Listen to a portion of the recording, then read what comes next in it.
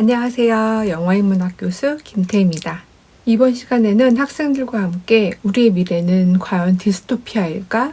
아니면 유토피아일까? 라는 주제로 이야기 나눴습니다. 첫 번째 영화는 버드박스입니다. 무엇인지 모를 존재, 그것을 바라보기만 하면 이해할 수 없는 광기에 휩싸여서 사람들이 자살을 하는 잔인한 내용이죠. 영화 속에서 사람들은 그것의 존재를 보지 않기 위해 두 눈을 가리고 생활을 하는데요. 이 영화가 공개됐을 당시 해외의 한 유명한 유튜버가 눈을 가린 채 24시간 활동을 하는 영상을 공개했고, 그것이 일종의 유행이 되고 챌린지가 되어서 일반 사람들도 눈을 가린 채 바깥에 나가거나 집안에서 계단을 내려가는 등 매우 위험한 양상을 보여서 영화 제작사 측에서 직접 자제를 요청하기도 했다고 하죠.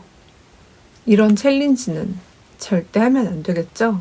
그런데 저는 여기서 의문이 들었습니다. 외계인이나 다른 괴생명체가 사람들을 죽이는 방법도 있을 텐데 왜 하필 자살일까? 너무 잔인하다는 생각이 들었습니다. 학생들은 이것에 대해 살아있는 한 절대 피할 수 없는 공포이기 때문에 그러한 방법을 택한 것 같다.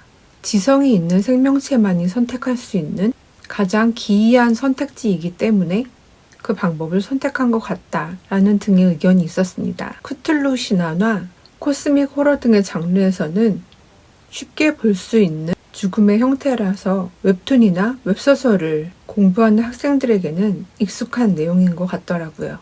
주인공은 아이 둘을 키우며 심지어 그 중에 한 명은 자신이 직접 낳은 아이임에도 불구하고 이름을 짓지 않습니다. 남자아이는 보이, 여자아이는 걸이라는 명칭으로 부르죠. 이러한 세상에서 아이 둘이 살아남기 힘든 환경이기에 정을 주지 않으려는 그녀의 선택으로 보였습니다. 하지만 나중에 자신들을 지키기 위해 목숨을 희생한 사랑했던 남자 톰, 그리고 걸의 엄마인 올림피아의 이름을 그대로 딴 올림피아. 이러한 디스토피아에서 인간에는 무엇을 의미하는 걸까요? 죽으면 좀비가 되어버리는 세상 워킹데드에서는 자신이 가족이 죽으면 더 이상 좀비가 되지 않도록 직접 머리에 칼을 꼽습니다. 영화 미스트에서도 총알이 단 3발밖에 남지 않았을 때 자신의 아들과 함께 살아남은 사람들을 아무런 해결 방법이 없는 상황을 포기하는 마음으로 아버지가 직접 아들과 함께했던 사람들을 죽이고 말죠. 여러분은 어떠한 선택을 하실 것 같나요? 세상이 더욱 망가져가고 있지만 끝까지 나를 지키고 희망을 놓지 않는 가족의 애를 보여줄 것인가요? 아니면 그들을 진정으로 위하는 마음으로 이 세계에 살아남는 것을 포기할 것인지 참 어려운 선택이라고 생각합니다. 두 번째 영화는 봉준호 감독님의 설국열차입니다. 사실 환경오염은 계속 진행되어 가고 있고 지구는 계속해서 자연재해가 일어나고 있죠. 영화의 마지막 결말에 기차가 모두 뒤집히고 어린아이 둘이 바깥 세상으로 나갔을 때 북극곰을 맞이합니다. 같은 장면이지만 여러 가지 추측과 해석이 존재하는데요. 여러분이 현실주의자라면 저 아이들은 죽었구나.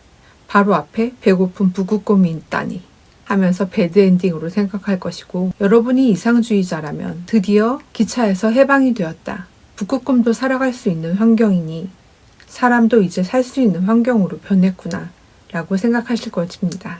지진, 쓰나미, 화산폭발 등 자연재해로 인한 디스토피아적인 미래를 그린 영화는 많이 존재합니다.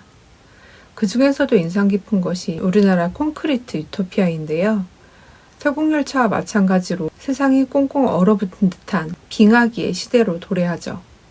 사람들이 죽어가고 있는데, 세상이 종말을 향해 가고 있는데 그 안에서도 계층과 계급은 존재합니다. 이것을 타파하기 위해서는 정말 방법이 없는 걸까? 라는 저의 질문에 놀랍게도 일부 학생들은 그러한 종말의 시대일수록, 그렇게 극한의 상황일수록 오히려 계급은 필요한 것일 수도 있다. 단체를 지도하는 지도자가 필요할 수도 있으니 그것이 꼭 타파되어야 될 것만은 아니다 라는 이야기를 했습니다.